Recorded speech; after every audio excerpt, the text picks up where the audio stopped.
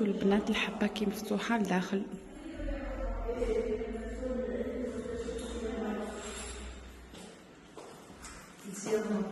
البنات راح نبداو في الوصفة الثالثة اللي هي مقروض الكبة. شوفوا واش فيها لاغاصات. فيها كيلو سميد، عندنا 300 غرام فرينة، عندنا 200 غرام زبدة، 300 غرام سمن، 50 غرام زيت، مغرفة كبيرة لحظة، مغرفة كبيرة سكر، وماء الزهر للجمال اكيد، وقرصة تاع الملح. هنايا نحطو السمن والزبدة تاعنا، نخدموها هذه كيما نخدمو المقروض كامل، نحكموه. ماشي شرط انكم تخليوه يبات وتبسس ولا لا، خليوه مدة نص ساعة ولا 20 دقيقة جوست يتبسس لنا شوية، نرجعو نخدموه. لموه بالماء وماء الزهر. سمحوا لي بزاف البنات على الصوت، سمحوا لي بزاف. جوست كنا يتبسس لي، يرتاح لي واحد 20 مينوت ونرجع ليه. شوفوا في الوقت اللي المقراض تاعي قاعد يتبسس نروحو نخدمو مع بعضنا الغرس. البنات نشرح لكم على لافارس تاع مقروض الكبه تاعنا. شوفوا واش فيه. انا واش حطيت في لا كونتيتي تاع 250 غرام تاع السميد، اللي قسمتها على 4.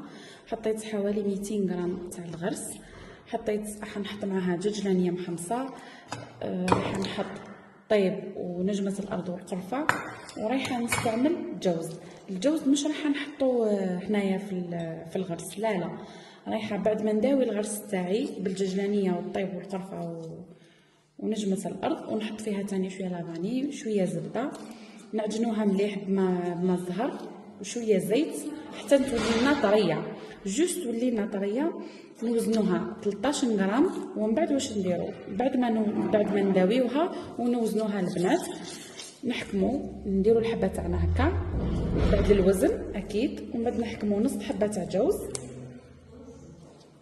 جوز، نحطوها هكا نغلقو، وراح يكون هذا هو لافارس تاع المقروض الكبه تاعنا. قسمت لا كونتيتي تاعي ورايحه نبدا نبل فيها. عندي ماء، عندي هنايا ماء وماء الزهر، نبدا نبل بيه ما تعجنوش، بلو هكا وخلاص.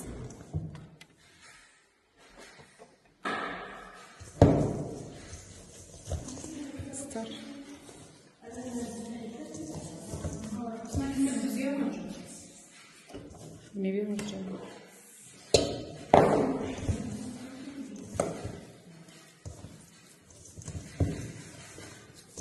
شوفوا البنات بلوه هكذا، متخافوش منه كي يجيكم زايد شويه ما تخافوش منه، بس السميد هذا راهو يشرب.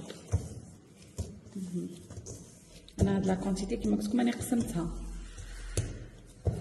واش ندير؟ نوزن الحبه تاعي 40 غرام والحشو نديرو 13 غرام. انا نوزن الحبات تاعي ونبدا نشكل فيهم معاكم البنات. ها طاب المقروض تاعنا، شوفوا كيفاه جا، شوفوا كيفاه طيبته.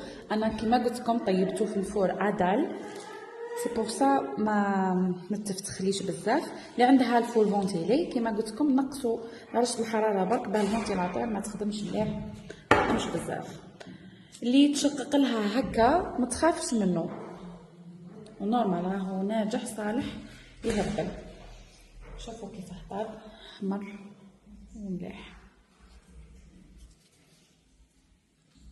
البنات الحبه كي مفتوحه لداخل.